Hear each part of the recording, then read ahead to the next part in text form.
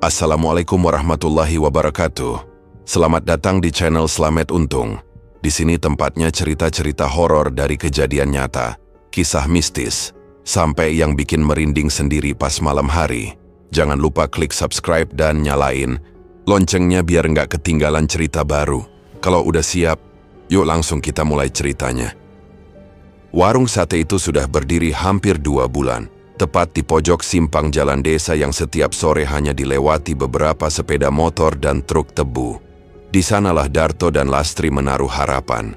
Sebuah gerobak tua yang dicat ulang warna kuning, pudar, meja kayu dengan 5 bangku plastik biru, dan lampu bohlam kecil yang digantung seadanya. Mereka buka dari jam 5 sore sampai tengah malam, berharap ada 1-2 orang mampir. Tapi yang datang hanya angin, debu, dan tatapan iba dari tetangga. Mas, udah maghrib, cuma 1 tusuk yang kejual. Lastri duduk bersedekap, wajahnya muram di balik jilbab kusam yang mulai basah keringat. Kalau begini terus, lebih baik kita tutup aja. Aku malu sama Bu Murtini. Setiap hari dia lihat kita duduk doang. Darto tetap mengipas sate di atas arang. Api menyala kecil, suara mendesis hanya berasal dari lemak ayam yang meleleh. Hidungnya merah karena asap tapi matanya tetap tenang. Yang penting kita ikhtiar, rezeki mah nggak kemana deh. Lastri mendesah keras. Ikhtiar? Mas sudah lihat dompet, tinggal lembaran 2000-an. Gas tinggal 1/4, arang tinggal sekarung. Bumbu habis, daging tinggal 5 tusuk. Apa mas mau kita makan bara api aja? Darto berhenti mengipas. Tangannya gemetar sedikit tapi ia sembunyikan. Aku tahu ini berat. Tapi warung tetangga juga sepi, cuma warung Bu Heni yang rame karena jualan rokok dan kopi. Kita cuma butuh waktu. Bu Heni pakai penglaris, potong Lastri cepat. Itu warungnya rame karena katanya dulu sempat datang ke tempat Mbah Wiryo. Katanya sih cuma minta doa, tapi orang-orang tahu sendiri, tiap malam Jumat dia bakar dupa di belakang rumah. Darto diam. Matanya memandangi jalan gelap di depan mereka. Tak ada kendaraan lewat. Angin bertiup, membawa bau tanah kering dan suara jangkrik yang tak pernah lelah. Lampu warung bergetar pelan. Cahayanya redup seperti nafas mereka. Kita nggak usah ikut-ikutan yang aneh-aneh, Dik. Aku nggak mau usaha ini jadi warisan yang kotor. Ucapnya pelan. Lastri mengernyit. Mas ngomong kayak gitu karena mas nggak tahu rasanya dihina. Aku tiap ke warung Bu Heni selalu diliatin dari atas ke bawah. Dibilang sate kita amis, dibilang kita itu ngotot dagang padahal nggak punya modal. Malu mas, aku malu jadi miskin begini terus. Darto menunduk. Bayangan wajah istrinya di balik bara api tampak lebih panas dari apinya sendiri. Ia tahu Lastri lelah, dan ia juga. Tapi ada yang ditahankannya, sesuatu yang membuatnya tetap bertahan tanpa harus menyerah pada jalan gelap. Aku janji, kalau seminggu lagi tetap sepi, kita cari cara lain. Tapi bukan yang begitu. Kita cari kerja lain atau jualan yang lain, yang penting halal. Suaranya pelan, hampir seperti doa yang dibisikkan pada arang. Lastri tidak menjawab, ia hanya memandangi arang itu dengan mata kosong. Di sudut pikirannya nama Mbah Wiryo terngiang-ngiang seperti nyanyian dari lubuk yang dalam. Ia pernah dengar dari seorang langganan pasar bahwa Mbah Wiryo bisa membuka pintu rejeki untuk siapapun yang berani datang. Tidak diminta bayar, hanya syarat sederhana. Tidak bertanya terlalu banyak dan selalu menepati waktu. Lastri belum tahu waktu apa yang dimaksud, tapi langganan itu bilang bahwa warungnya yang dulunya hampir bangkrut, kini tak pernah kosong pembeli. Dan katanya malam-malam ada suara lesung ditumbuk di dapurnya padahal tak ada siapa-siapa. Kalau seminggu, Lastri mendengus. Seminggu terlalu lama, warung Bu Heni 2 hari langsung rame mas. Kita udah hampir 2 bulan kayak pengemis nungguin pelanggan. Darto tidak menanggapi. Ia berdiri merapikan arang, lalu mematikan lampu warung. Sudah, ayo tutup. Besok kita coba keliling, jualan di pasar pagi. Lastri bangkit dengan malas. Matanya tetap melirik ke arah jalan. Dalam hati, ia berkata, "You sendiri bahwa besok malam ia akan pergi." Tanpa bilang Darto, tanpa minta izin, ia sudah muak dengan sabar dan ikhlas. Ia ingin warung ini ramai. Ia ingin punya emas. Ia ingin tidak lagi dihina saat beli cabai di warung sebelah. Malam itu mereka pulang dalam diam. Rumah kontrakan mereka kecil, hanya 2 petak. Darto tidur cepat karena kelelahan, tapi Lastri justru duduk di ruang tengah, memandangi foto pernikahan mereka yang mulai pudar warnanya. Tangannya gemetar, entah karena emosi atau karena bayangan masa depan yang gelap. Ia membuka ponsel, menelusuri kembali pesan lama dari teman pasar yang dulu pernah menghubungkan dia dengan Mbah Wiryo. Ada satu nomor yang tidak pernah ia hubungi, tapi malam ini jarinya mantap menekan tombol hijau. "Assalamualaikum, saya mau ketemu mbahnya," bisiknya dengan suara hampir tak terdengar. Dari seberang suara berat menjawab, "Datang saja ke arah kebun bambu belakang lapangan desa malam Jumat, sendirian. Jangan bawa apa-apa kecuali niat." Malam ini dia sudah bulatkan tekad. Ia tidak akan menunggu mimpi. Ia akan datang sendiri ke tempat itu. Lastri bilang ke Darto bahwa ia ingin ke rumah temannya di Pasar Kliwon untuk menanyakan bahan dagang. Darto cuma mengangguk, tak curiga. Ia memang tidak pernah banyak tanya. Langit mulai menggelap. Lastri melajukan motornya pelan ke arah lapangan desa. Dari pinggir lapangan ia belok ke arah jalan tanah sempit, menembus semak tinggi dan pepohonan bambu. Suara motor makin teredam. Ia menyalakan senter kecil dan berhenti di depan rumah tua berdinding papan. Dari kejauhan rumah itu seperti diam. Tidak ada suara, tidak ada lampu. Tapi daun pintu bagian depan terbuka setengah. Lastri mengetuk pelan. "Assalamualaikum." Tidak ada jawaban. Tapi tiba-tiba pintu itu membuka sendiri dengan derit pelan. Angin keluar dari dalam rumah. Tidak dingin, tapi berat dan berbau tanah basah. "Lastri." Suara berat itu muncul dari dalam. Langkah kaki terdengar. Dan muncullah sosok lelaki tinggi, kurus, berambut gondrong, mengenakan sarung dan baju hitam lusuh. Wajahnya tidak asing. Matanya tajam, tapi senyumnya tipis dan penuh teka-teki. "Robi?" Lelaki itu mengangguk. "Masih ingat aku ya?" Lastri gugup. "Kamu, katanya jadi dukun sekarang." Robi terkekeh. "Bukan dukun. Aku cuma pembuka jalan bagi orang yang kesulitan. Sama seperti kamu sekarang." Lastri menunduk. Aku nggak datang untuk yang aneh-aneh. Cuma, mau tahu apa ada cara biar warungku laris. Cuman itu." Robi masuk ke dalam, lalu duduk di lantai kayu yang dingin. "Kalau kamu datang ke sini, berarti kamu sudah niat. Tapi kamu harus tahu, semua penglaris ada bayarnya. Nggak bisa gratis." Lastri duduk perlahan di depannya. "Bayarnya gimana?" Robi mengambil kendi kecil dan menuangkan air ke gelas bambu. Ia menyodorkan gelas itu ke Lastri. "Minum ini dulu, biar mulutmu tenang dan pikiranmu enggak kabur." Lastri ragu, tapi ia minum. Rasanya seperti air kelapa basi, tapi setelah itu tenggorokannya hangat. "Kamu tahu siapa yang bisa bikin warungmu ramai?" Lastri menggeleng. "Namanya Mbah Rekso, penunggu warung. Dia nggak minta nyawa, cuma minta dipatuhi. Dia dari Gunung Kendeng. Sudah lama tinggal di tempat ini. Kalau kamu mau, nanti aku yang hubungkan. Tapi kamu harus siap. Sekali kamu terima, kamu nggak boleh ingkar." Lastri menelan ludah. "Ingkarnya gimana?" "Kalau kamu berhenti memberi dia yang dia mau. Kalau kamu bohong.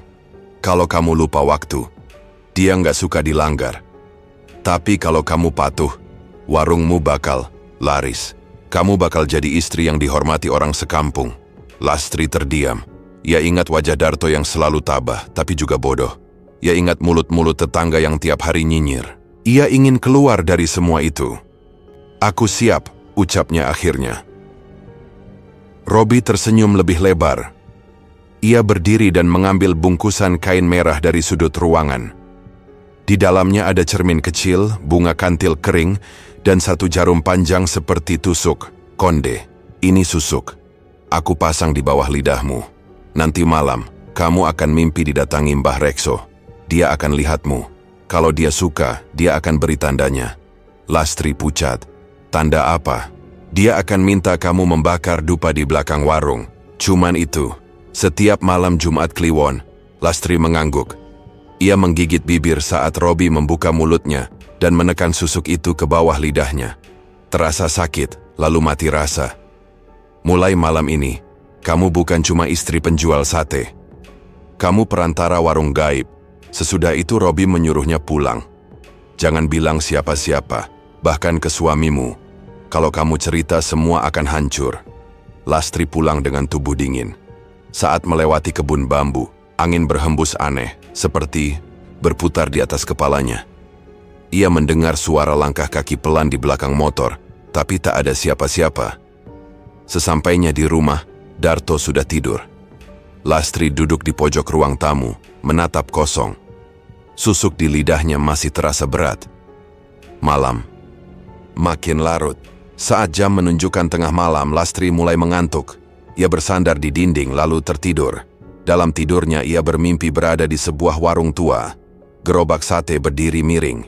Di sebelahnya ada sosok lelaki tua berjubah putih, bermata hitam duduk membelakangi api. Lastri hanya berdiri. Lastri, suara itu berat dan dalam. Kamu panggil aku? Lastri mengangguk. Aku dengar kamu ingin ramai. Iya, Mbah. Kamu siap menjaga warungmu? Iya, Mbah. Jangan telat. Jangan bohong. Jangan sebut namaku sembarangan. Lastri kembali mengangguk. Aku akan datang setiap malam Jumat. Aku akan menunggu di balik dinding dapur. Jangan lihat aku. Cukup kasih sajen dan bakar dupa. Sosok itu berdiri perlahan, tinggi, matanya gelap. Kalau kau menolak, aku ambil yang paling dekat denganmu. Lastri terbangun dengan nafas memburu. Keringat dingin membasahi seluruh tubuh. Suara kokok ayam baru terdengar jauh di luar rumah. Sejak malam itu Lastri merasa tubuhnya lebih ringan, lebih hangat. Dan saat bangun keesokan paginya, dunia seakan berubah. Warung mereka mulai ramai. Awalnya 1-2 pembeli. Lalu dalam 3 hari berturut-turut, pengunjung berdatangan seperti air pasang. Dari pagi sampai larut malam, tusuk sate habis tak bersisa. Daging kambing, ayam, bahkan kulit dan ati rempela ludes diborong pembeli yang entah datang dari mana. Mas, kita belanja daging lagi ya. Yang kemarin udah habis, ujar Lastri sambil mengelap meja. Rambutnya digelung rapi, wajahnya bersih, dan pipinya tampak segar seperti habis luluran. Darto menoleh sebentar, heran melihat istrinya begitu cerah. Iya. Tapi kamu istirahat dulu, dari pagi belum duduk, jawab Darto sambil menghitung uang. Pecahan yang menumpuk di kaleng sarden. Lastri tersenyum tipis. Nggak capek, Mas. Malah seneng. Akhirnya warung kita nggak kosong lagi. Hari-hari berlalu cepat. Lastri makin rajin mengatur warung, bahkan mulai berbicara lebih ramah ke pelanggan. Tapi ada yang pelan-pelan berubah. Tiap malam Jumat, Lastri selalu keluar rumah diam-diam. Ia bilang hanya ke kamar mandi belakang, tapi Darto tahu ia lama sekali di luar. Kadang sampai setengah jam. Pernah sekali Darto coba mengintip, tapi hanya mendengar suara lesung ditumbuk pelan dan bau bunga yang menyengat dari balik tembok dapur. Ketika Lastri kembali masuk, tubuhnya dingin dan wajahnya seperti baru saja bangun dari tidur dalam-dalam. Ngapain lama banget, Dik? Tanya Darto pelan. Baru ngelapin sisa cuci piring. Banyak nyamuk, jawab Lastri cepat, lalu masuk ke kamar. Darto tak bicara lagi, tapi malam-malam berikutnya, ia semakin memperhatikan. Setiap malam Jumat, Lastri selalu mandi lebih lama, memakai bedak wangi, lalu menghilang ke belakang warung dengan membawa sesuatu dalam plastik hitam. Suatu malam, Darto diam-diam memeriksa isi kantong sampah yang Lastri buang ke tong. Di dalamnya ada sisa darah ayam, bunga kantil, dan sehelai kain putih yang dibakar setengah. Darto termenung lama di belakang rumah. Matanya menerawang, jantungnya berdetak tidak karuan. Ia bukan orang bodoh. Ia besar di desa dan tahu betul arti benda-benda seperti itu. Tapi mulutnya tetap bungkam. Ia hanya duduk lama di samping kandang ayam yang kosong. Keesokan harinya, warung makin padat. Pelanggan datang dari desa lain. Bahkan ada yang bawa mobil. Mereka bilang sate Darto beda dari yang lain. Gurihnya pas, dagingnya empuk, dan bumbunya seperti ada rasa khas yang tak bisa dijelaskan. Mas, lihat ini, kata Lastri menunjukkan pesan dari pelanggan di ponselnya. Dia pesan 100 tusuk buat arisan keluarganya minggu depan. Katanya enak banget. Darto mengangguk pelan. Iya, alhamdulillah. Tapi nada suaranya datar. Matanya hanya menatap panci bumbu yang penuh, seolah menyimpan tanya. Beberapa malam kemudian, saat Lastri tidur lebih cepat, Darto duduk di ruang tamu. Ia mengingat awal semua ini.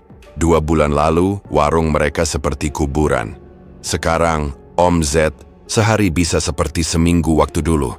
Tapi senyum istrinya seperti bukan milik Lastri yang ia kenal. Senyum itu tampak lain. Darto berdiri pelan, berjalan ke dapur lalu membuka pintu belakang. Ia melangkah keluar, menyalakan senter, dan memeriksa sudut tanah kosong di belakang warung. Di bawah pohon pisang, ia menemukan bekas dupa yang sudah padam, sisa bunga layu, dan bulu ayam hitam.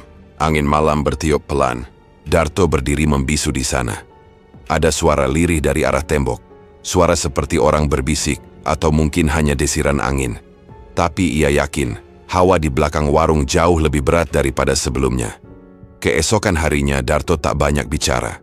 Ia tetap bantu bakar sate, menyambut pembeli dan menghitung uang. Tapi malamnya, ia tidak langsung tidur. Ia duduk di teras, menunggu. Dan benar, seperti biasa, Lastri keluar membawa kantong kecil.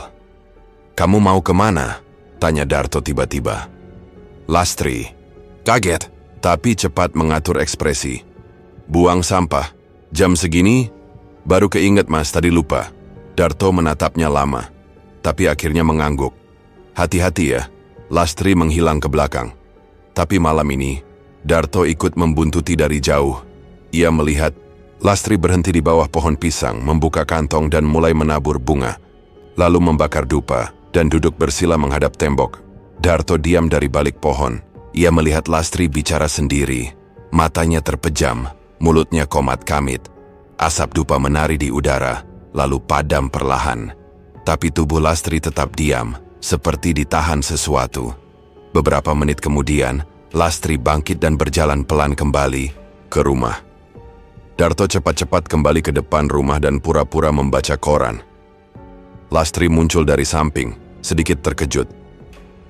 "Mas, belum tidur?" "Belum." "Masih kepikiran daging buat besok?" jawabnya pelan. Lastri hanya tersenyum. Dan ketika malam Jumat datang kembali, Darto tak bisa tidur. Ia duduk di ranjang, hanya menatap langit-langit rumah kontrakan mereka yang rendah, sambil mencoba memahami apa sebenarnya yang sudah masuk ke dalam rumah ini. Lastri tidur lebih awal malam itu. Ia tampak tenang, wajahnya bersih, kulitnya seperti lebih halus dari biasanya. Tapi Darto tidak tenang. Ia menunggu dengan sabar, diam-diam mengintip ke arah dapur. Sekitar tengah malam, Lastri terbangun perlahan. Gerakannya pelan, seolah mengikuti suara tak terlihat. Ia tidak melihat Darto yang pura-pura tidur membelakangi. Tanpa bicara, Lastri melangkah ke dapur. Pintu kayu dibuka perlahan, deritnya terdengar pelan tapi jelas. Darto menahan nafas. Ia tunggu beberapa menit, lalu bangkit perlahan, berjalan, mengendap-endap ke arah dapur, mengintip dari celah kusen kayu yang menganga. Cahaya lampu dapur temaram, hanya diterangi satu bohlam kecil yang menggantung. Di tengah ruangan, Lastri berdiri membelakangi Darto. Ia mengenakan daster tipis, rambutnya dibiarkan tergerai. Tubuhnya bergerak pelan, seperti menari tanpa musik. Tapi yang membuat dada Darto berdegup keras adalah gerakan tangan Lastri, yang seperti memeluk sesuatu di depan tubuhnya. Walau tak ada apa-apa di sana, mulut Lastri berkomat kamit. Suaranya lirih, kadang seperti merintih. Ia mendongak ke atas, lalu tubuhnya tersentak pelan, seperti sedang menerima pelukan erat dari sosok tak kasat mata. Kaki Lastri terangkat sedikit, tubuhnya melayang ringan, lalu turun lagi. Darto menutup mulutnya sendiri, menahan suara yang nyaris keluar. Tubuhnya mulai gemetar. Lastri masih terus bicara. "Jangan pergi dulu. Sebentar lagi. Aku sudah siap." Bisikannya seperti sedang menggoda seseorang, tapi jelas tidak ada siapapun di ruangan itu kecuali dirinya sendiri. Darto mundur pelan. Kakinya goyah. Ia duduk di sudut ruang tengah, mencoba bernapas tenang, tapi keringat dingin membasahi pelipisnya. Ia tidak mengerti apa yang sedang dilakukan istrinya. Ia hanya tahu, ada yang tidak beres, dan bukan lagi sekadar ritual malam, Jumat biasa, beberapa menit kemudian Lastri keluar dari dapur. Wajahnya tampak segar, matanya berbinar, senyumnya tipis seperti habis tidur pulas. Ia melihat Darto yang duduk terjaga. "Mas belum tidur?" tanyanya datar. "Belum, haus tadi," jawab Darto, mencoba terdengar biasa. Lastri mengangguk, lalu masuk ke kamar tanpa bicara lebih lanjut. Darto masih duduk di ruang tengah, mencoba mengatur napas. Dalam diam ia berpikir keras. Ada sesuatu yang sedang terjadi di rumah ini, dan istrinya tengah jadi bagiannya. Tapi Darto belum punya cukup keberanian untuk menantangnya langsung. Keesokan paginya, Darto bersikap biasa. Ia tetap membantu Lastri menyiapkan bahan sate, mengantar belanja, bahkan ikut melayani pembeli. Tapi matanya terus mengawasi gerak-gerik istrinya. Setiap kali Lastri bicara dengan pelanggan pria, senyumnya tampak lain. Terlalu ramah, terlalu lekat. "Mas, tolong ambilin bawang merah di keranjang ya," pinta Lastri saat warung sedang agak sepi. Darto mengangguk, tapi di tengah langkahnya ke dapur, ia berhenti. Hatinya gelisah. Ia membuka ponsel dan membuka catatan kecil. Ia menulis satu kalimat yang terus terngiang sejak malam. Lastri bukan Lastri yang dulu. Saat malam kembali datang, Darto gelisah. Ia pura-pura tidur lebih awal, membiarkan Lastri berpikir ia sudah terlelap. Tapi telinganya tajam. Ia mendengar derap langkah halus istrinya menuju dapur. Kali ini tidak lewat pintu belakang, tapi tetap saja hilang dalam senyap. Ia beranikan diri untuk mengikuti. Tapi ketika tiba di depan pintu kamar, suara dari dalam dapur menghentikannya. Suara berat, bukan suara Lastri. Suara itu lirih tapi jelas. "Kau sudah janji. Aku sudah datang. Sekarang giliranmu." Darto berdiri mematung. Lalu suara Lastri menyusul. Terdengar setengah berbisik, setengah memohon. "Tapi jangan sekarang. Tunggu sampai semuanya benar-benar lancar. Aku belum sanggup kalau dia tahu." Lalu suara berat itu kembali. "Waktumu tidak lama. Aku tak suka menunggu." Darto mundur 2 langkah. Keringatnya menetes dari leher. Ia cepat-cepat masuk kamar, pura-pura tidur. Tak lama kemudian, Lastri masuk dan berbaring di sebelahnya. Ia mencium leher Darto pelan, lalu membisik, "Mas, besok kita beli gerobak baru ya? Aku mau tambah cabang." Darto tak menjawab. Matanya terpejam, tapi tubuhnya kaku. Ejak malam itu ia tidak bisa tidur dengan tenang. Matanya tetap terjaga setiap malam Jumat, dan malam ini ia sudah bulatkan niat. Jika Lastri keluar lagi, ia akan mengikutinya. Lastri terlihat seperti biasa. Usai makan malam, ia membersihkan dapur, menyiram halaman, lalu mengenakan jaket tipis dan menenteng tas kecil. Darto yang pura-pura membaca koran melirik jam dinding, hampir pukul 11 malam. "Mas, aku keluar sebentar. Kayaknya gas di warung bocor." "Mau aku cek?" kata Lastri cepat. Darto mengangguk. "Hati-hati ya. Jangan lama-lama." Lastri tersenyum. Senyum itu aneh, seperti sudah ia hafalkan. Ia melangkah keluar lewat pintu samping. Darto menunggu beberapa detik, lalu pelan-pelan menyusul dengan jarak yang cukup aman. Malam itu tidak terlalu gelap, tapi cukup redup untuk menyembunyikan langkahnya di balik bayangan pagar, pohon pisang, dan dinding rumah tetangga. Lastri berjalan cepat, tapi tenang. Langkahnya menuju arah kebun di belakang kompleks makam tua, yang biasa dilewati warga hanya saat siang hari. Darto menahan napas. Ia tahu tempat itu, pohon randu besar berdiri di sana. Tempat orang tua dulu menyebut sebagai tempat makhluk penunggu. Desa kadang berkumpul. Lastri menyelinap melewati celah pagar bambu, lalu turun ke tanah berbatu di belakang makam. Di bawah pohon randu tua ia berhenti. Darto berjongkok di balik semak, hanya beberapa meter dari tempat itu. Dari situ ia melihat dengan jelas. Lastri meletakkan tas kecilnya di tanah, mengeluarkan dupa, sebungkus bunga, sebotol air, dan seekor ayam hitam yang diikat tali. Lastri mulai menaburkan bunga ke tanah, membentuk lingkaran. Ia duduk bersila di tengahnya, membakar dupa, lalu memejamkan mata. Aroma menyengat mulai tercium, bercampur asap yang naik perlahan ke atas pohon. Darto menahan batuknya. Ia tak tahu apa yang sedang terjadi, tapi pemandangan ini seperti mimpi buruk yang hidup. Lastri membuka mata. Ia berdiri, lalu mulai bergerak, pelan. Tubuhnya menari dalam gerakan lambat, seperti mengikuti irama yang hanya ia sendiri yang dengar. Kakinya melangkah berputar, tangannya bergerak di udara, kadang menepuk pelan ke dada dan pundaknya. Tubuhnya seolah tidak berada di tempat itu, seperti dirasuki sesuatu yang sedang memakai jasadnya. Tiba-tiba ia berhenti. Dengan satu gerakan, cepat, Lastri menarik pisau kecil dari balik jaketnya, memegang ayam hitam yang kini mulai menggelepar, dan menyembelihnya dengan satu sayatan tajam. Darah muncrat ke dalam mangkuk yang ia siapkan. Darto menahan napas, wajahnya pucat. Tubuhnya kaku di balik semak. Namun bukan itu yang paling membuatnya ingin lari.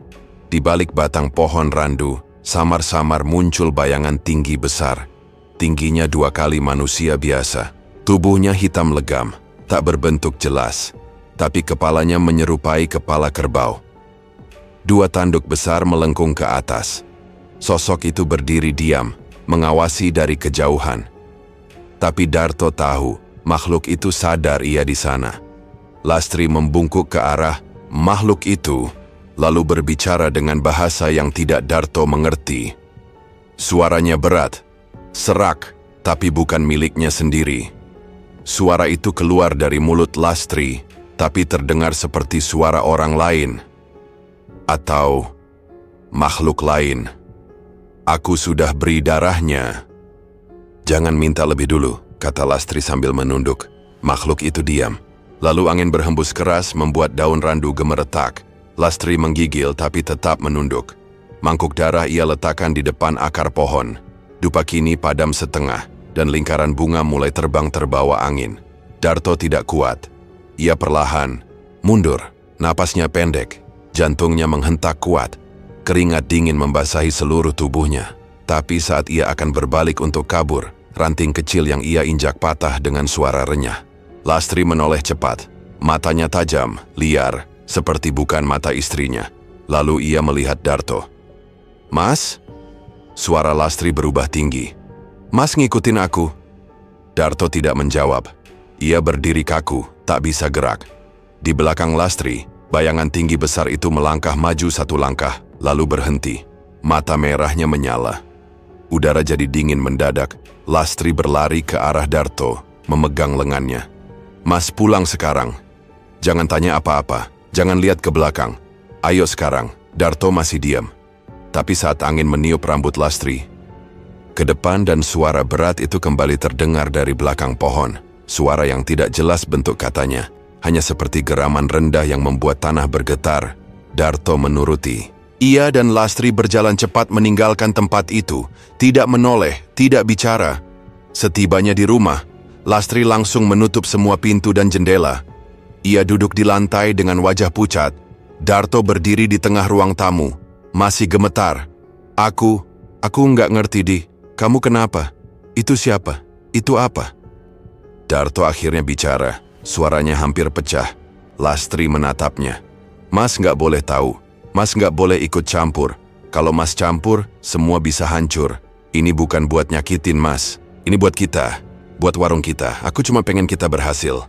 Dengan menyembelih ayam tengah malam, dengan bicara sama setan berkepala kerbau, suara Darto meninggi.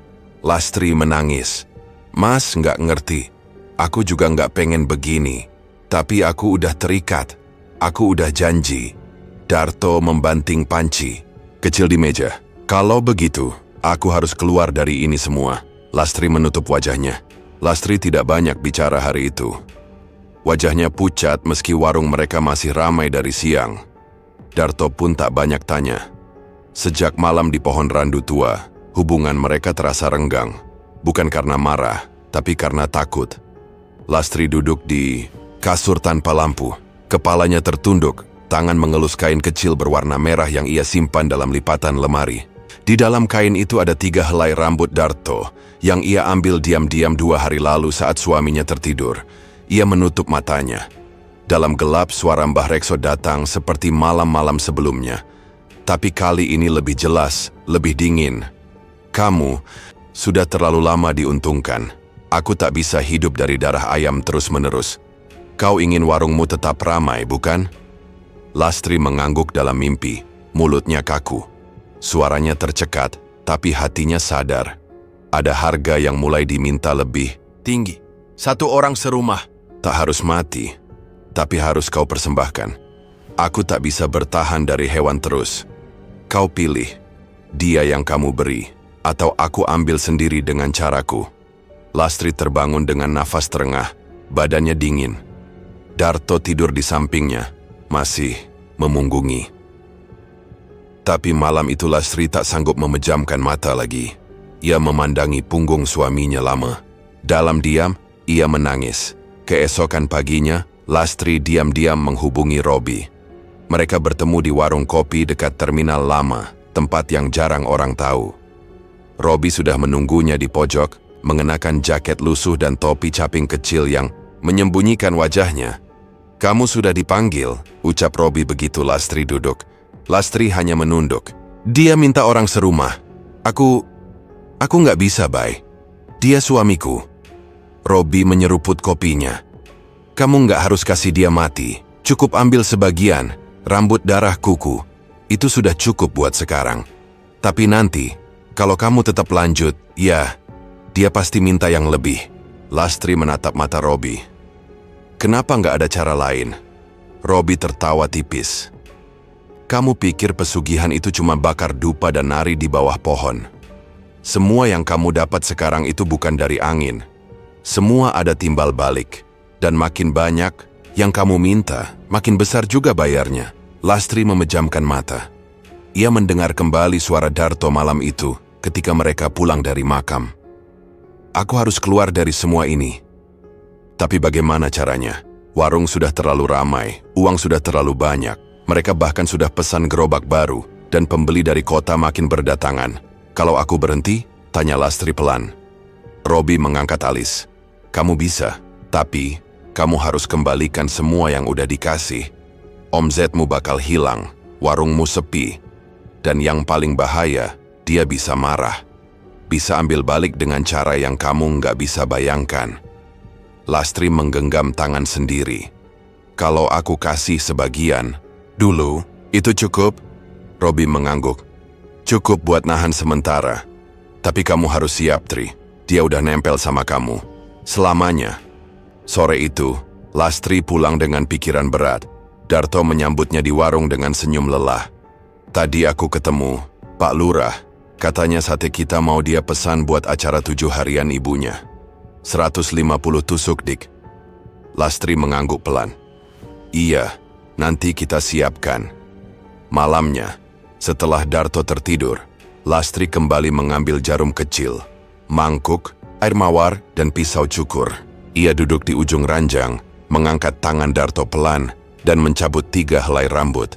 Kemudian, dengan hati-hati, ia menyayat sedikit ujung jari Darto dan menampung setetes darah. Suaminya menggeliat, tapi tidak terbangun. Tangannya gemetar, air mata jatuh ke mangkuk kecil itu, bercampur dengan darah dan rambut. Ia menggulung semuanya dalam kain merah dan menyimpannya di dalam saku dasternya. Ia pergi ke dapur dan bersiap keluar ke belakang. Tapi saat hendak membuka pintu belakang, ia mendengar suara langkah kaki dari kamar. Darto muncul dengan mata masih setengah terbuka. Kamu mau kemana lagi malam-malam begini? Lastri menoleh cepat. Enggak, aku cuma ke kamar mandi. Perutku mulas. Darto mendekat. Kenapa kamu bawa kain dari kamar? Itu kain apa? Lastri buru-buru menyembunyikan. Gulungan kain ke balik daster. Ini sapu tangan. Aku bawa buat tutup hidung, nyamuk banyak di luar. Darto tidak menjawab, tapi matanya tajam. Ia menatap Lastri lama, lalu berkata pelan. Kalau ada yang kamu sembunyikan, lebih baik kamu bilang sekarang. Lastri tak menjawab. Ia menunduk, lalu buru-buru keluar. Darto hanya berdiri di pintu, tidak mengejar. Tapi malam itu, ia tidak tidur lagi. Ia duduk di kursi dapur sampai pagi, menatap ke arah pintu belakang yang basah oleh embun. Sejak malam perjanjian itu, langkah kaki Lastri makin mantap. Ia tak lagi ragu ketika memasuki dapur di tengah malam. Tangan yang dulu gemetar saat menyayat jari Darto kini sudah terbiasa menggenggam pisau kecil dan kendi tanah liat. Ia tahu, batas waktu yang diberikan Mbah Rekso tak bisa dilanggar. Sajen harus rutin, dan darah dari orang serumah harus diberikan, walau hanya setetes. Tapi kini, Lastri mulai memikirkan sesuatu yang lebih. Mempercepat kekuatan pengikat. Kata Robi, jika darah dikonsumsi oleh orang yang dikorbankan, ikatan akan lebih kuat dan efek penglaris akan jadi lebih besar. Awalnya Lastri ragu, tapi setelah melihat omset warung semakin melonjak setiap kali ia melakukan ritual, ia mulai percaya penuh. Suatu pagi, Lastri bangun lebih dulu dari biasanya. Ia menyiapkan sarapan sederhana, nasi, tempe goreng, dan sup ayam hangat yang terlihat biasa. Tapi di dalamnya, ia sudah campurkan sedikit darah ayam hitam dari ritual malam sebelumnya. Hanya 2 tetes cukup untuk menanam pengaruh. Mas bangun, ayo sarapan dulu. Hari ini banyak pesanan, nanti kamu keburu pusing kalau belum makan, kata Lastri sambil tersenyum cerah. Darto bangun dengan gerakan lambat, matanya sayu, tubuhnya terasa berat. Ia tidak tidur nyenyak semalam. Mimpi-mimpinya aneh, seperti dikejar suara langkah berat dari balik warung. Kadang ia merasa tubuhnya diseret dalam kegelapan. Aku nggak enak badan, Dik, ucapnya pelan sambil duduk di meja. Lastri tetap tersenyum, makanya makan dulu. Ini aku masakin sup, masih hangat. Darto mencicipi sedikit. Rasanya agak berbeda, tapi hangat di perut. Ia makan perlahan, lalu minum air putih. Setelah itu, tubuhnya mulai berkeringat dingin. Tapi Lastri cepat mengelap keningnya dan menyuruhnya istirahat sebentar. Nggak usah bantu bakar sate hari ini, biar aku yang atur. Kamu tiduran dulu aja, ujar Lastri lembut. Darto tak banyak protes. Ia kembali ke kamar dan langsung tertidur. Lastri melanjutkan kegiatan warung dengan wajah segar. Pelanggannya makin banyak. Bahkan ada rombongan dari luar desa yang datang karena dengar dari teman kalau sate mereka lain dari yang lain. Siang itu, omset meningkat 2 kali lipat. Lastri tersenyum puas. Tapi sesekali, ia melirik ke arah rumah. Dalam hati, ia tahu, darah itu sudah mulai bekerja. Malam harinya Darto terbangun dengan tubuh menggigil. Napasnya pendek, keringat mengucur deras. Ia mimpi buruk lagi, tapi kali ini lebih jelas. Ia berdiri di dapur rumah, sendirian, tapi dari arah belakang warung, terdengar suara makhluk berjalan pelan. Langkahnya berat, setiap injakannya membuat tanah berguncang. Saat Darto mencoba berbalik, tubuhnya tak bisa digerakkan. Suara itu mendekat, dan di telinganya terdengar bisikan serak. Kamu sudah dikasih tanda. Ia terbangun sambil mengelus lehernya. Dingin. Di dada bagian kanan terasa seperti ditekan sesuatu yang berat. Ia keluar kamar, mencari udara, dan bertemu Lastri yang baru selesai mencuci piring. Mas mimpi lagi? Tanya Lastri datar. Darto mengangguk. Aku, kayak ada yang ngikutin dari warung. Langkahnya berat, napasnya panas. Lastri berpura-pura heran. Mungkin karena kamu kecapekan. Udah, besok jangan ikut bantu, biar aku aja. Kamu istirahat aja dulu beberapa hari. Darto menatap istrinya. Kamu tambah segar ya. Aku malah kayak tambah loyo tiap hari. Lastri tersenyum. Karena aku bahagia, Mas. Warung kita rame, uang mulai ada, hidup kita naik. Itu harusnya bikin kamu juga semangat. Darto tidak menjawab. Ia kembali masuk kamar. Tapi sejak hari itu, tubuhnya semakin lemah. Setiap pagi, ia merasa kakinya berat melangkah. Kadang pandangannya kabur. Ia sering kehilangan waktu. Tiba-tiba siang sudah jadi sore tanpa ia sadari. Lastri makin rajin merawat Darto. Ia buatkan sup hampir setiap hari. Kadang air jahe, kadang susu hangat. Tapi di balik semua itu, selalu ada campuran kecil dari kendi tanah liat yang ia simpan rapat di sudut dapur. Robi datang suatu sore, diam-diam duduk di bangku warung setelah pembeli pulang. Lastri menemuinya dengan tatapan penuh tanya. Efeknya, "Cfah," ucap Robi sambil menyalakan rokok. Lastri mengangguk, tapi Mas Darto makin lemas. Berarti darahnya cocok buat pengikat. warungmu makin stabil sekarang. Tapi kamu harus hati-hati, jangan sampai dia sadar. Mimpi itu kadang bisa buka celah. Lastri menunduk. Dia mulai curiga. Robi memandangnya. Serius? Kalau dia curiga dan mulai melawan, Barekso bisa marah. Kamu yang ditarik. Lastri menelan ludah. Terus harus gimana? Robi berdiri. Teruskan yang sekarang. Tambah sajiannya. Jangan cuma darah. Campur sedikit bagian tubuh lain. Kuku, rambut. Asal dari orang yang sama. Pengaruhnya makin kuat. Malam itu, Lastri memotong kecil ujung kuku Darto yang sedang tertidur. Ia mencampurnya dengan air jeruk hangat yang ia sajikan esok paginya.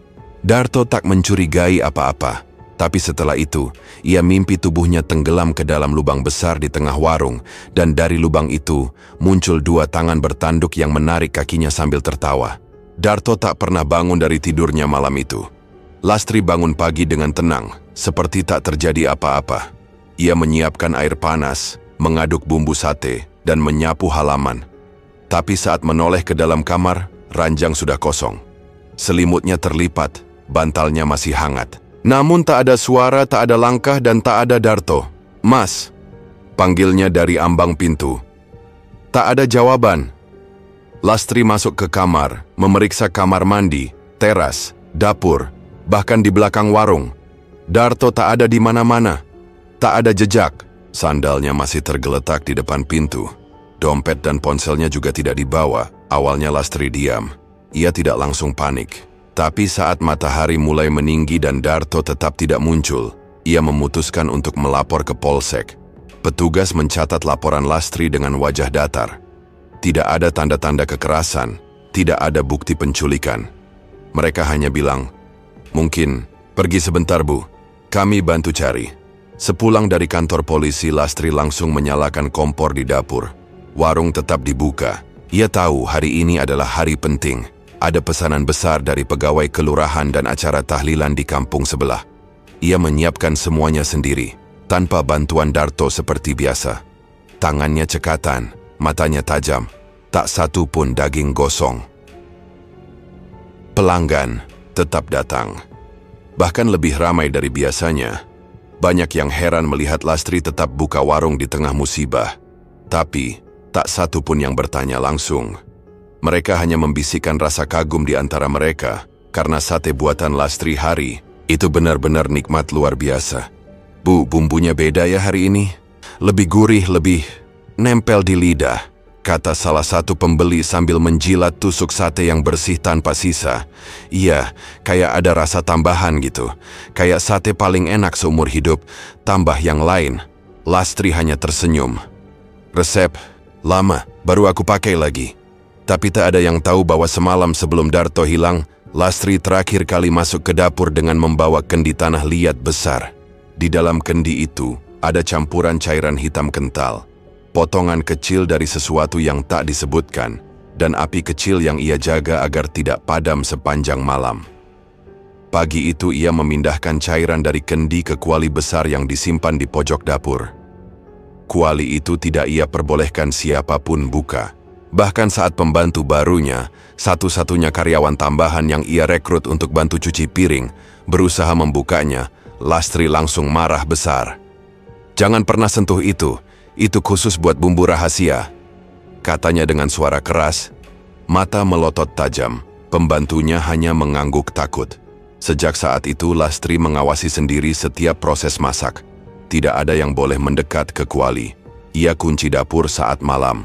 Bahkan saat sedang sibuk melayani pelanggan, ia sesekali melirik ke dalam, memastikan pintu kuali tetap tertutup rapat. Malam-malamnya tetap diisi dengan ritual. Ia duduk di samping kuali, membisikkan sesuatu ke dalamnya. Kadang tertawa kecil, kadang menangis diam-diam. Tapi tiap pagi, warung tetap buka. Dan setiap hari, pujian dari pelanggan makin banyak. "Bu, dagingnya empuk banget. Bisa tahan lama." "Enggak, mau saya bawa keluar kota," ujar seorang pembeli dari Semarang. "Bisa asal jangan lupa doa dulu sebelum makan," jawab Lastri sambil tersenyum. Wajahnya bersinar di bawah lampu warung. Tetangga mulai curiga.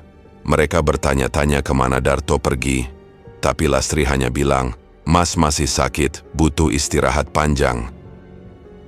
Jawaban yang cukup untuk menutup mulut mereka sementara. Namun bisik-bisik mulai terdengar. Ada yang bilang Darto minggat karena depresi. Ada yang menduga mereka bertengkar hebat. Tapi ada juga yang berani membicarakan hal lebih gelap. Tentang Sajen, tentang malam-malam aneh, tentang suara tawa yang terdengar dari dapur pukul 2 pagi. Robi datang seminggu setelah Darto hilang. Ia duduk di bangku belakang warung sambil menyulut rokok. Lastri menghampirinya dengan wajah datar. "Dia sudah diambil?" tanya Robi pelan. Lastri mengangguk. "Bagianmu sudah selesai. Sekarang jaga saja. Jangan ada yang ikut campur. Jangan buka kuali itu kecuali malam Jumat. Dan jangan sekalipun berpikir berhenti." Lastri menatap dapur dari jauh. "Aku nggak mimpi tentang dia lagi. Tapi kadang aku dengar suaranya." Dari dalam kuali, Robi hanya tersenyum tipis. Itu wajar. Mbah Rekso sudah ikat tubuhnya, tapi jiwanya masih di sekitar sini. Selama kamu terus beri makan, dia akan diam. Lastri menarik napas dalam. Kalau aku berhenti, dia keluar. Dan dia tidak akan datang sendirian. Malam Jumat kembali datang.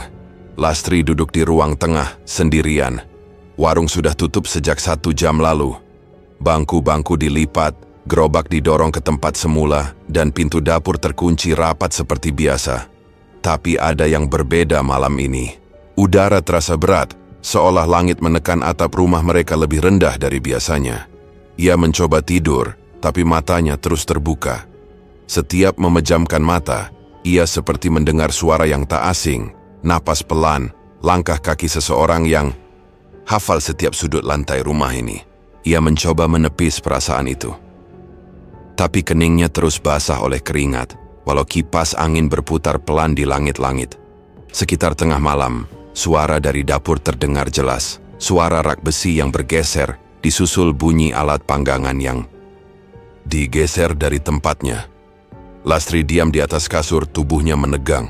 Ia tidak berani bergerak tapi telinganya menangkap semuanya. Suara arang digeser tusuk sate yang dijatuhkan dan suara nafas berat, seperti dari dada seseorang yang sangat kelelahan. Dengan langkah pelan ia bangkit. Kaki telanjangnya menyentuh lantai yang dingin. Ia berjalan pelan ke arah dapur, membuka pintu sedikit demi sedikit. Tidak ada angin, tapi bau hangus dari bara api sudah tercium. Meski kompor belum ia nyalakan hari ini, pintu terbuka.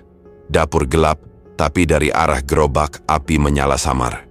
Bara panggangan hidup sendiri, seperti dinyalakan dari dunia lain. Lastri mendekat pelan. Cahaya merah bara memantul di dinding dapur, menari-nari seperti bayangan penari dari dunia lain. Dan di atas panggangan itu, ia melihat sesuatu. Bukan daging, bukan tusuk sate, tapi kepala. Kepala seseorang. Rambutnya pendek, wajahnya pucat, mata tertutup, dan mulut sedikit terbuka seperti menghembuskan napas terakhir. Lastri berdiri membeku. Itu kepala Darto dan ia tidak berteriak. Tidak juga lari. Ia hanya berdiri, mengatupkan bibir, menatap kepala itu dalam diam. Air matanya mengalir, tapi suaranya tetap hilang. Lidahnya keluh. Di dadanya, sesuatu seperti retak. Kepala itu tidak bicara. Tapi dari mulut yang setengah terbuka, keluar asap kecil, perlahan naik ke udara seperti sisa nafas yang masih tertinggal. Lastri mendekat 1 langkah. Matanya tak berkedip. Kepalanya berdenyut keras, tapi kakinya tidak mau bergerak. Dan dalam cahaya bara, matanya menangkap gerakan lain. Di balik kepala itu, ada tangan kurus muncul dari bawah gerobak. Tangan itu menyentuh gagang besi panggangan, lalu perlahan menarik dirinya sendiri keluar. Tapi sebelum sosok itu muncul penuh, bara api mendadak padam. Semua gelap. Lastri jatuh terduduk, nafasnya tersengal. Tangannya gemetar, menggenggam lantai yang dingin seperti batu nisan. Ia masih melihat bekas bara api yang merah di matanya. Bayangan, kepala Darto masih jelas, bahkan saat ia pejamkan mata. Beberapa menit kemudian, ia berdiri perlahan, menyalakan lampu dapur. Tak ada kepala, tak ada bara. Gerobak kosong, bersih, tak terlihat seperti habis digunakan. Tapi di atas besi panggangan, ada bekas cairan kental yang belum kering. Warnanya kehitaman, baunya tajam, seperti darah yang dibiarkan terlalu lama. Lastri membersihkannya tanpa suara. Ia mengambil kain lap, menyiram sedikit air, lalu menggosok besi itu sampai bersih. Wajahnya datar, air matanya sudah berhenti. Tak ada lagi ketakutan di matanya, hanya kelelahan yang dalam. Pagi harinya, warung dibuka seperti biasa. Lastri berdiri di depan gerobak, menyapa pembeli dengan senyum tipis. Tak ada yang tahu apa yang terjadi malam tadi. Tidak ada yang tahu bahwa tangan yang membakar sate hari ini adalah tangan yang semalam mengelap bekas kepala suaminya sendiri. Pelanggan tetap ramai. Bahkan lebih banyak dari biasanya. Mereka memuji rasa sate yang makin kuat. "Bu, ini satenya, semakin mantap. Rasanya makin nendang, makin... Gimana ya kayak makan sate waktu kecil dulu," kata seorang bapak sambil mengunyah perlahan. "Kayak ada rasa yang bikin tenang gitu, Bu. Tapi juga bikin nagih. Ini beneran bumbu baru ya?" tanya seorang ibu muda. Lastri hanya tersenyum. "Resep keluarga. Baru aku buka." Hari-hari di warung tetap berjalan. Pelanggan semakin banyak. Bahkan ada yang rela antre sejak sore hanya demi mencicipi sate Lastri yang katanya punya rasa menghangatkan sampai ke dada. Tapi di balik senyum dan tangan yang cekatan membakar, tusuk sate, mata Lastri mulai kosong. Ia tak lagi tidur nyenyak. Ia makin jarang bicara dan lebih sering menatap sudut warung dalam diam. "Bu, tambah 2 porsi ya," seru pelanggan dari meja depan. "Iya, sebentar," jawab Lastri tanpa menoleh. Padahal tangannya sudah bergerak otomatis ke atas arang. Tiba-tiba matanya menangkap sesuatu. Di pojok warung, di kursi panjang kayu yang biasanya kosong, duduk seseorang. Tubuhnya kurus, rambutnya pendek, dan baju yang dikenakannya, kaos putih lusuh dengan noda hitam di kerah, adalah baju yang terakhir dipakai Darto sebelum menghilang. Wajah Lastri menegang, ia berhenti membakar sate. Matanya membelalak, menatap lelaki itu tanpa berkedip. Lelaki itu hanya duduk diam, tak bicara, tapi tangan kirinya memegang tusuk sate yang sedang dimakan perlahan. Tatapan matanya lurus ke arah Lastri. Lastri menahan napas. Ia tahu itu bukan pelanggan. Tak ada siapapun yang melihat ke arah pojok itu, seolah hanya ia yang bisa melihat sosok itu. Lelaki itu mengunyah perlahan, lalu menyeringai sedikit. Sisa, sate masih meneteskan bumbu ke pangkuannya. "Bu, satenya gosong," teriak pembeli dari samping. Lastri tersentak. Ia cepat-cepat membalik sate, lalu melirik lagi ke pojok itu. Kursi sudah kosong. Tak ada siapapun. Tapi bau tubuh Darto masih terasa tipis tapi nyata. Malam itu Lastri duduk di dapur sambil memandangi kuali besar. Tangannya memeluk lutut, matanya sayu. Ia menyalakan sebatang dupa lalu mulai bicara sendiri. "Mbah, kenapa dia masih datang? Aku udah kasih semua yang Mbah minta. Warung rame, sate habis, uang penuh. Tapi kenapa dia masih duduk di sana? Kenapa dia makan sate itu, Mbah?" Dupa mengepul, asapnya membentuk lingkaran kecil di udara. Tidak ada jawaban, tapi pintu dapur bergerak sedikit, seperti didorong angin dari luar. "Aku sudah nurut, Mbah. Aku nggak pernah telat. Aku jaga kuali ini. Aku tidurin dia pakai tanganku sendiri. Aku kasih darahnya. Tapi kenapa dia masih kelaparan?" Malam berganti pagi, tapi jawaban tidak pernah datang. Lastri semakin linglung. Ia mulai bicara sendiri di warung. Kadang saat pelanggan sedang makan, ia berdiri menatap kursi kosong dan berkata, "Mas, kamu kenyang? Mau tambah?" Lalu tertawa kecil seperti sedang bercanda. Orang-orang mulai merasa aneh.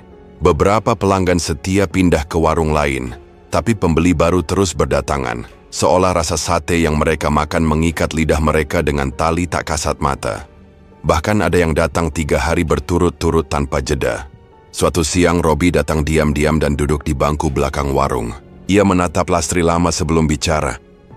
"Kamu mulai kacau." Lastri duduk tanpa ekspresi. "Dia masih datang, Bay." duduk di pojok itu. Kadang dia diam, kadang dia senyum, kadang dia bilang sate ini hambar. Padahal dia sendiri yang jadi bumbunya. Robi menarik napas panjang. Itu bukan Darto, Tri, itu cangkangnya. Arwahnya belum lepas, karena kamu belum benar-benar melepasnya. Aku nggak bisa. Dia suamiku. Lastri menunduk. Aku sayang dia, tapi aku juga nggak bisa hidup tanpa warung ini. Aku udah terlalu jauh. Robi mendekat. Kalau kamu terus begini, kamu bisa ikut kelaparan. Arwah yang kelaparan nggak pernah kenyang. Apalagi kalau dia tahu kamu yang kasih dia makan pertama kali. Lastri menangis, tapi tak lama. Ia mengusap air matanya dan kembali ke dapur. Ia tahu apa yang dimaksud Robi. Ia tahu bahwa malam ini ia harus kembali membakar dupa, memberi sajen, dan memastikan Darto atau makhluk yang menyerupainya tidak ikut menyantap sate dari warung mereka. Malam itu, Lastri duduk di depan kuali sambil mengunyah bunga kantil. Mulutnya komat kamit, tangannya menaburkan abu dupa ke lantai. Tapi saat ia hendak menutup kuali, ia mendengar suara dari dalam. Tri, sateku gosong. Lastri tersentak. Tangannya lemas, penutup kuali terjatuh. Dan dari dalam kuali, keluar bau daging hangus, bercampur aroma anyir darah yang belum matang. Ia membeku. Suara itu bukan suara mimpi. Bukan suara halusinasi. Itu suara Darto, suaminya, yang dulu ia tidurkan dan ia beri darahnya sendiri. Sejak malam ketika suara Darto terdengar dari dalam kuali, Lastri tak pernah lagi tidur.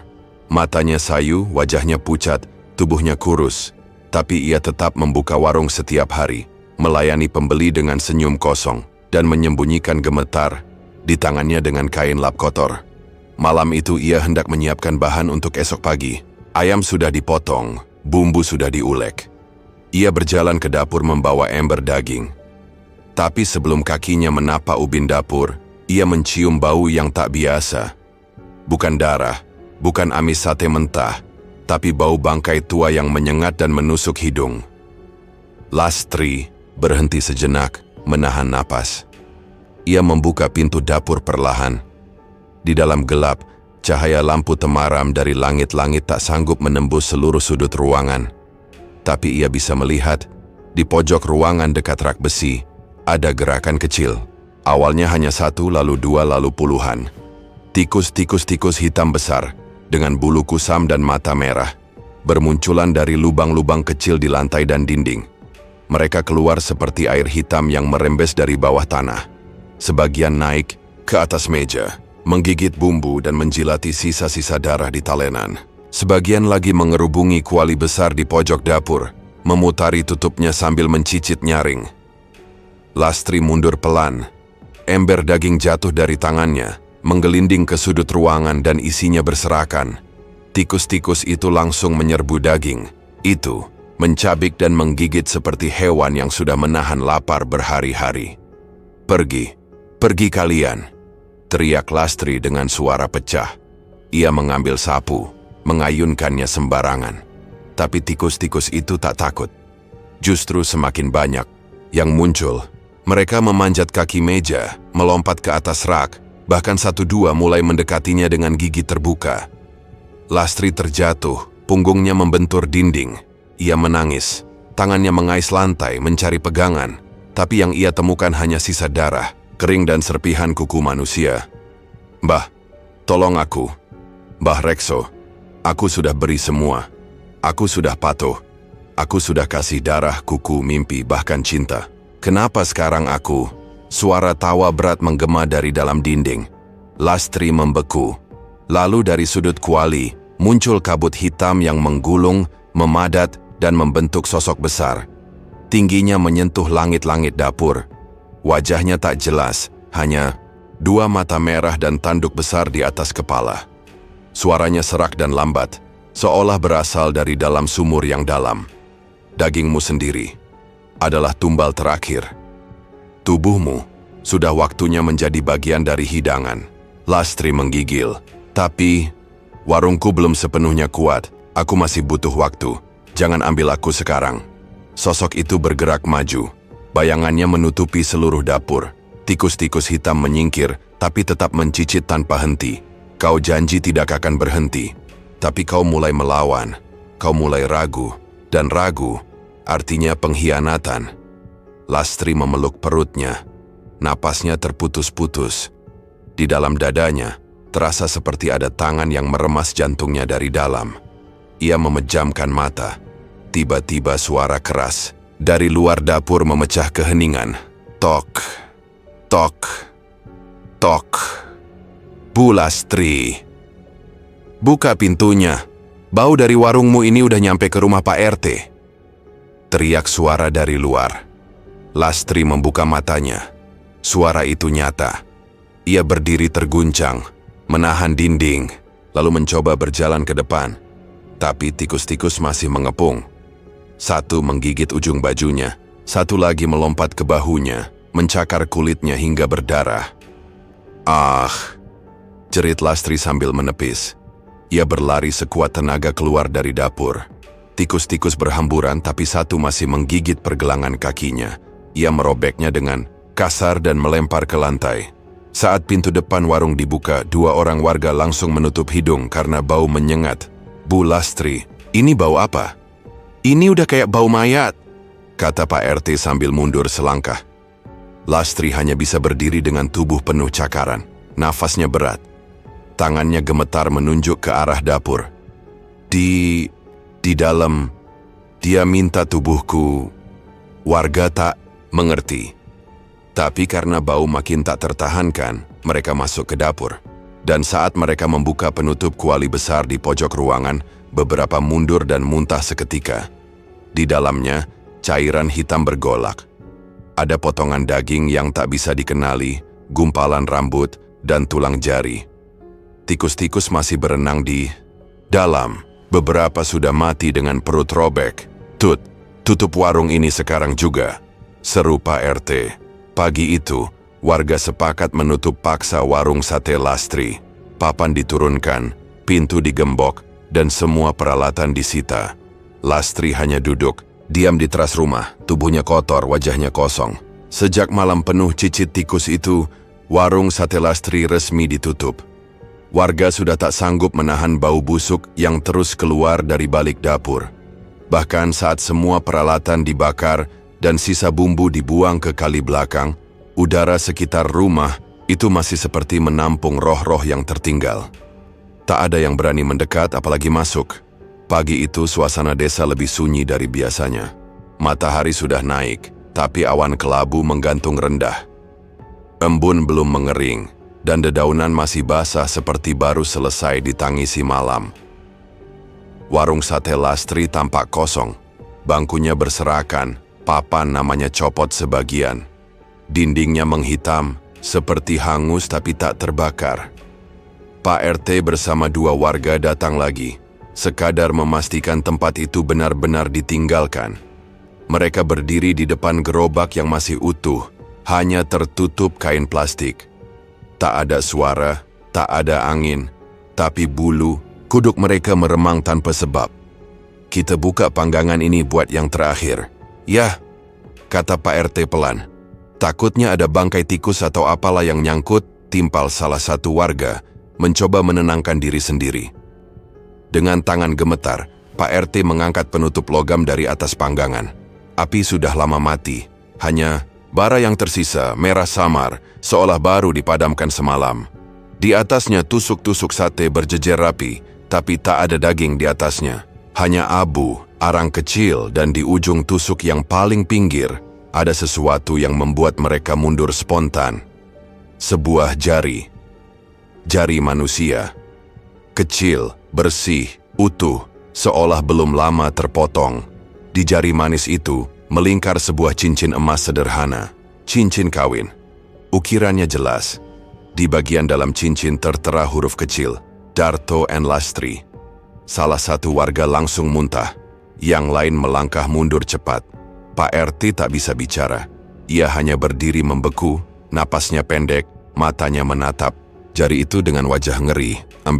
Ambil itu, buang, kata warga yang tadi muntah. Tunggu dulu.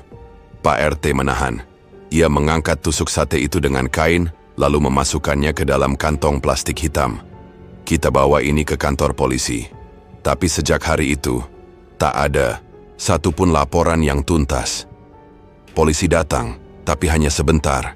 Mereka melihat jari itu, mencatat, lalu pergi tanpa kembali.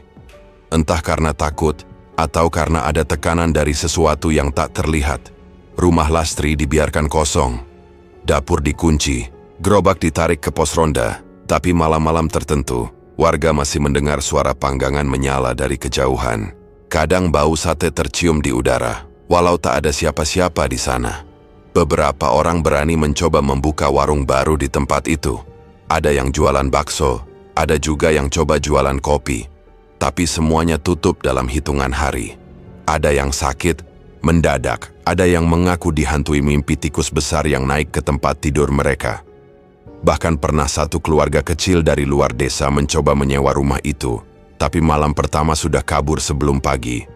Aku lihat perempuan kurus berdiri di dapur ngaduk kuali besar, tapi matanya merah, dan di sekeliling kakinya ada tikus-tikus kecil gigitin ubin, ujar si penyewa ketika ditanya warga.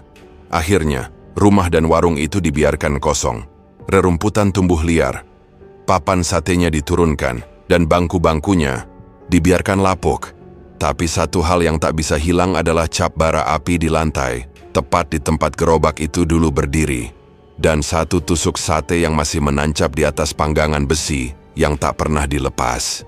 Tusuk itu hangus, tapi di ujungnya masih ada bekas darah kering yang tak bisa dibersihkan. Warga menamai tempat itu sebagai warung jari, karena satu jari yang jadi pertanda bahwa keserakahan Lastri, pengkhianatannya terhadap suaminya sendiri, dan kesetiaannya pada Mbah Rekso telah menelan tubuh dan jiwanya sekaligus. Ada anak-anak kecil yang berani bermain dekat sana saat siang, tapi mereka selalu pulang dengan cerita sama. Tadi ada suara bakar sate, tapi nggak ada orangnya. Dan kalau malam Jumat dari kejauhan asap tipis kadang tampak naik ke langit, seolah seseorang masih menjaga bara tetap hidup. Cerita pun berakhir. Semoga kalian suka dan bisa ambil pelajaran dari setiap kisah yang ada. Kalau kalian punya cerita horor pribadi atau kejadian mistis di sekitar kalian, tulis di kolom komentar. Siapa tahu bisa kami angkat jadi video selanjutnya. Jangan lupa like, share, dan subscribe biar channel ini terus berkembang. Sampai jumpa di cerita berikutnya. Wassalamualaikum warahmatullahi wabarakatuh.